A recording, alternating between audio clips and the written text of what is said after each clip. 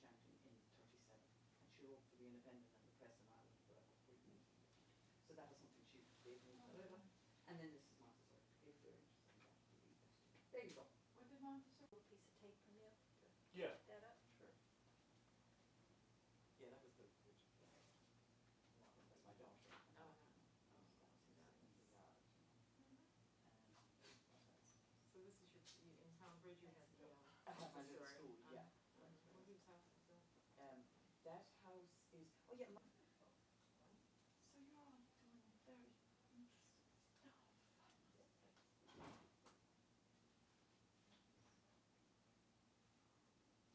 Do you have more? No, I just got back. Did you? Yeah. For the summer? You went for the summer? Just one, yeah. Yeah, that's nice. So, but all my family are still stuck back there. I was the only one. Oh. Did we do an So interview with now your we're gonna husband? find out You more. did? Yes. We did, because I remember someone saying his wife ran a Montessori school. Yeah, okay.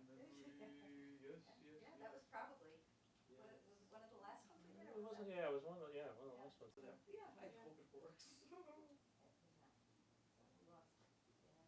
See, that's the little patch now survived, and it's on the road. The real drawback, actually, because it's Yeah, now you get a lot of traffic. So you're all awfully pretty. Your hair is gorgeous and everything else. I washed my hair. Let's see. I just needed to do 214, 216. Exactly, 217, I got you. 218, I got it 219, now, that's the yeah. second. Stand by, and keeps rolling. Good afternoon. Today is August 27th, 2008. We are here at the Gaelic American Club in the library. I'm Peg O'Leary, and I'm going to be doing the interview. Sally O'Hara is doing the minutes or the notes, and Kevin Collins will be doing the filming. And we have Teresa Whelan here with us. So, hello, Teresa. How are you? Very well, thank you. Thank you very much Thank for you. coming. I really My appreciate it and My taking the pleasure. time to talk with us. I'm going to ask you right off the start what your name is. Your full name. Teresa Christina Murphy. I was born in Cleleaf and Mitchelstown, County Cork, Ireland.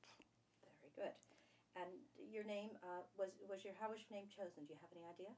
An aunt, Tess, who was a chemist in Ireland at the time, my father's sister, and they called me after her. So I was always known as Teresa, as Tess, but when I came to America, I had to sign my name, and it had to be Teresa, so people started calling me Teresa. So it went from there, and when I go to Ireland, I'm Tess, and which is why I said to you when I came in, I'm Tess, really.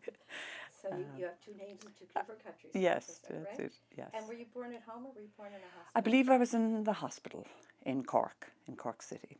And and I was the youngest. I was the youngest of my family. And how many are there?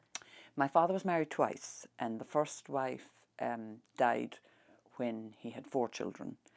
And he had a 2-month-old, and he was a solicitor. So he was in his office, and they sent him in a message to say, "Go home, your wife is dead." Oh, she had a blood clot. And of course, in those years, they didn't. So he was left with 4 small babies at that time. Then some years later, he was introduced to my mum, and he married her.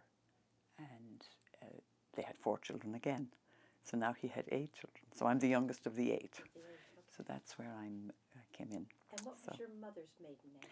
My mother's name was Nan O'Callaghan from Charleville, from Curraglass, Charleville, in County Cork as well. Okay. And she had several brothers and sisters. One of them came to America. I'm the only one that came to America from my family, and one of hers. He was a Monsignor in Seattle, Washington. Oh. Yes. So that's I was always a traveller, though. I always wanted to come to America from the day I could figure out people travelled. Yes. Loved the idea. And, yes. and your father, was he from the area? Was he born in the same area? Yes, he was born in the same house, and he had inherited from the Murphy family over the years. I'm not sure what the names of his father was, but it was in the family at least maybe 200 years now. Mm-hmm. Yes. Okay. And you have a picture of the house there. Is it handy to you? Not of my home. I have the cottage, which is, let's get it. which is on the property, but we never lived in it. My brother restored it. Shall I? Yeah, you can hold that. Just Hold it hold up that like this? Okay. Oh, all right. And so that was the cottage. That was the cottage. that- And right next to it is a newer home, a more, the 1800s home, rectangular farmhouse, big farmhouse. So they left the cottage, but it was always lived in. There was always somebody living in it. So we always lived in the other house. So. And the people that were living in it were family members? They would have been related. That's how it would have stayed. It stayed together for many, many years. Then it did get sold, and my brother and I bought it back. We were talking about that, helped by my uncle in Seattle, because we had no money in those years. Yes. So that's how it stayed in the family. Otherwise, we probably would have sold it. Yeah. It would have gone and be kind of sad. And is it occupied now? Yes, my brother's son, who just got married, is living there with his wife, and they fully restored it and have done a magnificent job. And my brother and his wife are living in the courtyard that they've restored, some stone stables, so they're living there. It's an ideal setting. So you have And a the little cottage, town of your own. yes, it's a compound. Yeah. And the little cottage then, the little thatch, is their guest house. So when people visit, they can stay there. Oh, So that's it lovely. couldn't be better. Yeah. Especially, you're in the Wicklow Mountains. No, this is in Mitchelstown. This is Mitchelstown. all in Okay, Mitchelstown. that's- Yes, okay. County Cork. Yeah. Now, you said that you were that you have brothers and sisters. Can Yes. you name off your brothers and sisters? for me? Sure. I have May, Sheila, Dennis, Eileen, John, Peg, Una, and Tess. Myself. Yes. Good. And all of them, except for yourself, stayed in Ireland and still live in Ireland. Yes. Well, one of them is a nun. She's a Dominican nun. Started out in Ireland and spent until she retired. They retired her about 60, when she was 60. But she was a linguist. She was very good at German. She was a teacher of German. Took all the students each year to Germany from the convent in Dunleary, where she was the prioress or whatever. And she would then when she retired, they sent her to Rome. And because she was a German scholar, she translated the letters from the popes. They allowed her into the archives to, she was able to do the translations. And she spent some years there, maybe 3 years. Then they transferred her to Portugal, to Lisbon. And she was still there. And there she has helped write the history of the Dominicans in Portugal, which is a 300-year history. And she's just finished a book with them. And I just got it the other day. Excellent. So that's I forgot that now too. See? So there's a book, another book. You get to visit with her when you go over. Yes, we see each other a lot. Yes, we were all at the wedding, my nephew's wedding just recently. And then I've been to Italy to see her. We'll go back to Lisbon to see her. Yes, we've enjoyed that. Very, very nice. And now your father was born in the house that you Yes. lived in where you grew up. Yes. And your mother was born nearby. Yes. And the children were all raised there. And how about your grandparents? Were the grandparents from the same area? They must have been. They would did all not have know been your local. I grandparents? didn't know my grandparents at all. And my mother died when I was like maybe 6 or 7. Oh my goodness. Gone. Yes. Now he was left with 8 children. Yes. So that was, then he sort of gave up being a solicitor and he looked after us instead. He was a magnificent man. He was brilliant and very smart man. He was a scholar, very bright. He was a member of Parliament, of the first Parliament in Ireland, which the dates I have there somewhere, 90. And he spoke French and Latin, and he was great at math. And I can remember him helping us at school, and he was a very, very good man. So. Goodness. And how old? What was the age range difference? Did you have There lots was- of older brothers and sisters? Well, being the youngest, I was like an only child, Yes. because they were all much, the 4 in our family with the second mom, we were just steps upstairs. The next to me was 2 years older, the next was 1 year older than that, and the next was 1 year older than that. Then there was about maybe an 8-10 year gap in there, where he had lost his first wife and Yes. married again. And then the others, they're pretty well steps upstairs as well. They came fairly quickly. Yeah. So he did have some help at least. Oh yes, we were lucky, we had help. We did. But no money. And your father was a solicitor? Yes. In Cork? In Mitchelstown. In Mitchelstown. And of course, worked for no money, really. So we had no money. Because people didn't have money. Yes. And this is going back into the 30s. And of course, they'd give him turkeys or they'd give him geese. We were very well fed. And because he could never ask them for money to do all the soliciting jobs they needed. Yeah. So that was hard. That was very hard. So. And now you said he became, what did he was on the first what? A member of Parliament, like the Senator of Ireland, you know, in the early Parliament. And spent some years there. But then his life, sort of, wives died and, you know, And was that something that he would leave the area to go to? Did he have to go to Dublin? He did, yeah, and he worked out of Dublin. And he was a brilliant speaker and won many medals in the Dáil for his speaking, his speeches he gave. He was an orator. He was very good, very good. That's where he was, I guess, won his way. Would that be a paying job? Would you be paid for something? I don't know. I doubt it. Very little. Wouldn't be like your senators here. Yes. It wouldn't be lucrative. And again, Ireland was such a new, free country at that point that I think it was quite small, sure, because there was no money in Ireland in those years. Did you ever have an opportunity to hear him speak as a child, to go and listen to him speaking to the Parliament? I would have listened to him. I would. Oh, not in the Parliament. No, that would be too much of a job to get to Dublin, because there would be, you know, that meant 150 miles away. Mind you, we did have one of the first cars that came, but I don't even know how you get to Dublin. But even then it was the war and there was no gas, there was no petrol, so you couldn't. So no, but we would hear him locally, you know, what do they call it? What is Clinton or Barack Obama doing right now? Conventions? You know, well, yeah, standing on butter boxes. Remember they would go out and talk outside churches, and in the old days the people running, the TDs would go after Mass, take their butter box, take a little box, stand on it, and people would listen after Mass. That's where you got a good congregation to listen to your story. And they would tell you. And they would ask for your vote, and then, you know, they'd get to know you, and he'd go around to all the churches. So that we would be able to do with him. Yes. And that was interesting. You must have felt very proud standing there. Well, we were so young, we didn't know any better. We wouldn't have known that it was something special. Yeah. It's what he did. Yes.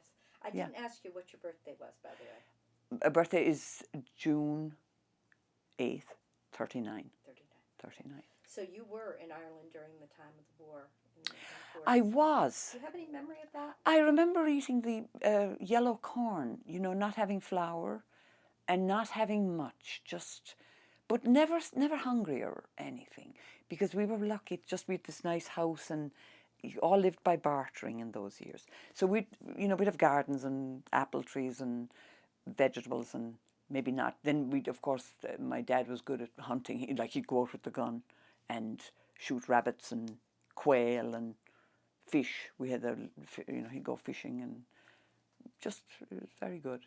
And mushrooms, the Irish mushrooms were fabulous. And he used to make mushroom ketchup and with us, when he had no wife and when we had no mom. Yeah. But he'd look after us extremely well. He was so sweet. He was such a good man. Yeah. Sounds like it too. Yeah. If you were standing, let's just say you're walking out your front door as a child, Right. like 12 years old or something, what Yes. would you have seen in front of you if you opened up your door and stood in your front garden? What would have been in front of you? What would you have seen? Another farm in the distance, and a view. And we have mountains. The mountains were in the distance, the Galties. So if you went a little further out, you could look at the Galties in the distance. And there was a road just between us and the farm on the other side of the road. And just pretty fields. We're in the country, right in the country, yeah. And so you raised your own vegetables and things? Yeah, well, we had a farm. Yes. I lived on a farm as well. So, but all of my father's siblings had very good educations. I don't know how they did it. I really look back on it and wonder, that they were able to. There were two chemists, and my dad, and then he lost a brother of his, Dan, when he was a young man. So there were just four of them in the family. Oh, there was a sister, Marguerite, married to a Bill Molins in Glanworth, and they had a son. so he's still living in Glenworth, in a lovely old home there, but gone to wreck and ruin right now. Yes. Men living on their own. Yes, Yeah. an old bachelor. Yes, yes, that's it. So now it was your direct family that lived in the house. You didn't have any other relatives that lived at home with you? No, no uncles or aunts? Or no, anything like no, that? Yeah. no. My mom lived a little too far away for all of her sisters and brothers. They were too far in those days because there were no cars. We really couldn't get in a car quickly and get to say hello to them. And on your farm, did you have animals? We cows, milk farm, and we'd grow wheat and oats and barley. Small farm, 70, 80 acres, maybe at the most. And then the thatch cottage next door, we bought that in the 60s, 50s probably. And then it became quite a big farm, 150 acres then. And had a bigger, we could have more cows, and so that was from my brother. My brother married in there then to a Siobhan Noonan from Kilfinnan. And she was a fabulous singer. So their 4 children turned out to be brilliant singers. They are out of their. Shall I keep going? Sure, The two, of two of their daughters sang with the Bunratty Castle singers. Okay. Yeah, for entertaining the Americans when they go, or anybody who went there. And then the other boys, one is a vet back in Castle Island, and he's a great singer, which we only just discovered. But John, his brother, who just got married, is fabulous singer, joined choirs, and he's a great actor and has done all of the American, what do you call the classical ones, like Oklahoma, and magnificent. It's as good as Broadway. He's just gifted. But he's an auctioneer, and that's what he wants to do. And he does that in his spare time. Yeah. And his new wife now is also a singer. So at their wedding, they all sang. Oh, it was very exciting, very exciting. Did you sing in your house? Did you have singers in your family? We did, not really. No. No. Married into it. They inherited good singers, yeah. So what would a typical day have been like when you were 10 or 12 years of age? I would have gone to the local Glenahulla National School, and I'd ramble back there. I had no sense of time, and nobody ever gave out to me. The teachers were lovely. It was one-room schoolhouse, so they were very sweet because they knew we had lost, we didn't have a mom, and they were very considerate to me anyway. And then I'd come home around 3 o'clock with my sisters. I had 2 sisters next to me, and John. John was probably at the Brothers by then. And then, this is when I was 12, so we would come in, and Dad, who would have been doing bits of farming during the day, he'd always have our dinner ready for us. And it may have no meat maybe, because we couldn't really afford it, but we'd have lovely vegetables, and he'd have some onions and all in a nice big dish, and eggs, and ready for us. Yeah, because we were young, and he was very good to us. And Una then, the next sister to me, was fantastic. She was a real farmer at heart and would help him and loved milking and loved the cows and loved doing the farming, and I hated it. Every minute of it. Hated it. Would hide. They could not get me. Picking spuds, picking potatoes, couldn't do it. Oh, I would do it, but it was so much against my will, So I was determined to leave. Yeah. So now, how did you get to school? You'd walk. Walk. You said Walk. How far away would it have been? About a mile. Yeah. Right. No, it was lovely. You'd meet up with all the friends going to school. Yeah. It was great. You'd wait for each other and you'd see each other, and it was fun. Yeah. And how long? What were the hours at your school? It's like 9 to 3, I'd say. We were home by 3:15, 3:30. Yeah. When you think back to those days and what the weather was like, what was it really like in those days? In my memory, I always see sunshine. Even in the winters, Now, when I went away to school, I was sent away to school then, and we were generally the group, my Peg as well. Una didn't want to go. And when I'd come home, I noticed the difference. I was fine until I got sent away, and then, of course, I lived where you had heat and then I'd come home and find it was damp and cold, and it was not so pleasant. So then I realised the weather was not as good as it seemed as a child. Yeah. Where did you go away to school? To Dominicans in Dublin. And how old were you when you went? I went when I was about 14 until I was 18. Yeah. So that was a Yeah, and I went to Skull Katrina, which is the Irish part of the Dominican college. So I studied through the medium of Irish so you're until I was, yeah. And then I can hear Cathal is learning Irish right now. I mean, because he never did it as much as I did. So he would speak to me in Irish and I'll answer him in Italian. Because I lived in Italy for a few years, so the last language I have is Italian. So I can understand Irish perfectly, overall, and I can't get the Irish out. It'll come back to Italian. Now, does your family still use it at all when you're home? No, not at all. No. Not at all. But just some funny words, yeah. We'll use just some phrases, but just nothing. So it was wasn't a first language, nor was it one that was frequently used as you were growing up? No. You learned it when you went away, yeah. Oh, But I would have taken it at national school. Okay. It would have started when I was 3 years of age or 4. We started learning Irish at school, simply at school, never. Does anything come back to you that you would just, like a favorite poem that you did in Irish or anything? Oh, yes. Oh, lots of them. I mean, they're there. And songs that my dad would sing. You know, but not singers like as such. No. He would just hum singing. house Yes, kind of a thing. yes. Like Ora Shedva Hawalya. That was one. Then a poem that I would immediately is Broner and Moss, Sheduv Makrish, Sheduvig Magras, Dog Makrish. Gan Carad Gan Campanic, Vayen Mahis, Malens Lars May Queen. Very sad. However, I never saw it as a sad. Now, can you kind of give a loose translation? of that? Yeah, Broner and Moss, Sheduv Makrish. Oh, how sad and lonely is my heart. Oh, my love left me all alone, and so on. Yeah.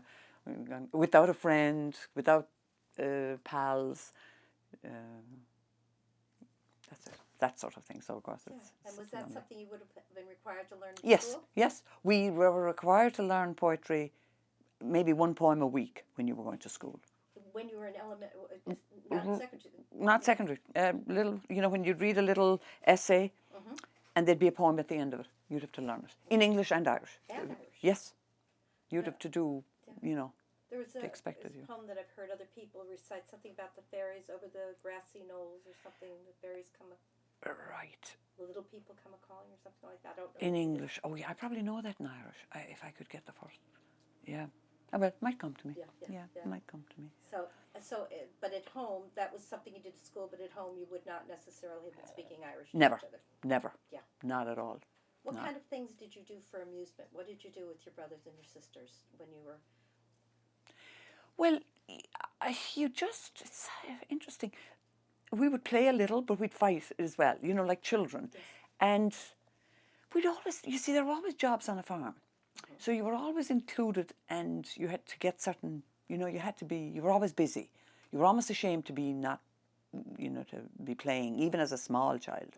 You'd have small jobs that you would have to do between hens and eggs and collecting eggs and, just generally bringing in veggies and being busy, And then in the wintertime, then we'd bikes. We'd have, you go bicycling and you'd go to the shop for things you need. And Was the shop nearby? back beside the school at Glenahulla, yeah.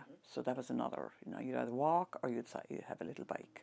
And those years I even knew how to change a tire or fix a flat tire. I could do all that in those years because it was needed, Oh, Yeah, it was very. Did you have games that you played like some people have skip rope or Oh, you would, and climbing trees. I mean, I can still see a huge old chestnut outside our house, and my brother would love. We'd do a little climbing, but he was a demon, and saw him fall off it many times too.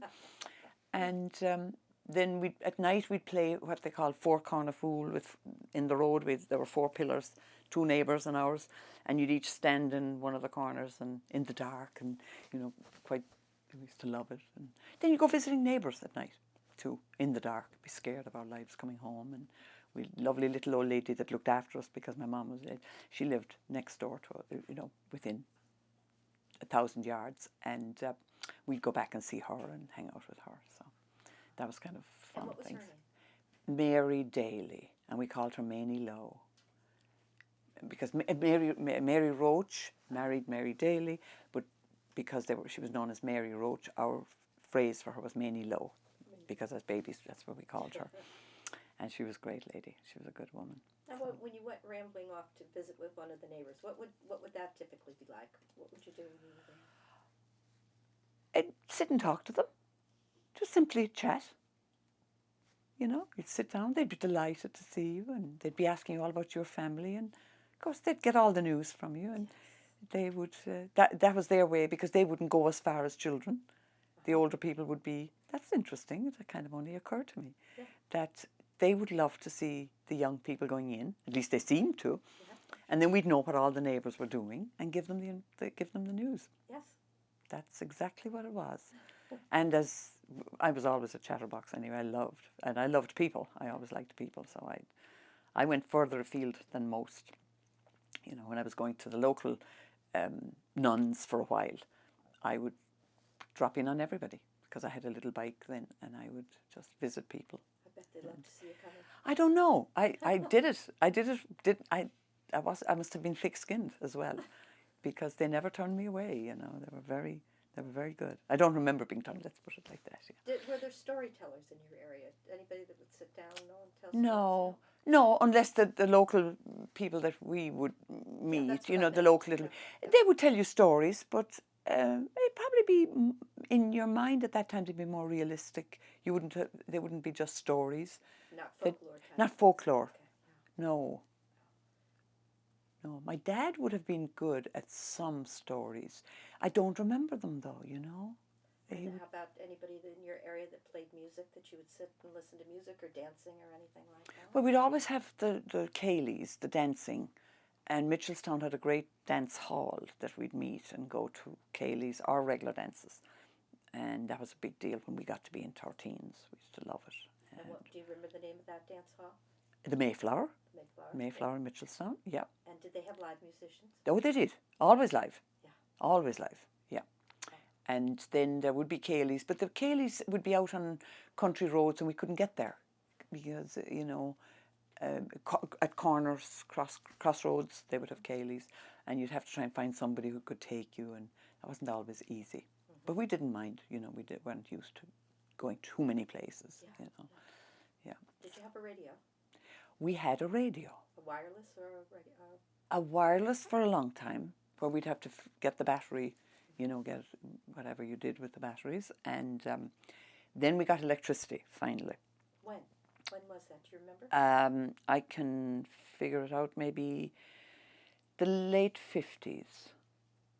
The late 50s. We would not have had it. And it would have been very much against my father's wishes. And we had one light and one plug, as they call it, in the kitchen, and maybe one light in one bedroom. Very little use of it, very little. They were a bit afraid of it still, yeah, or something. I mean, or maybe it cost too much to put it in, so they were happy with just one light. How about telephones? Do you know when the telephone came into your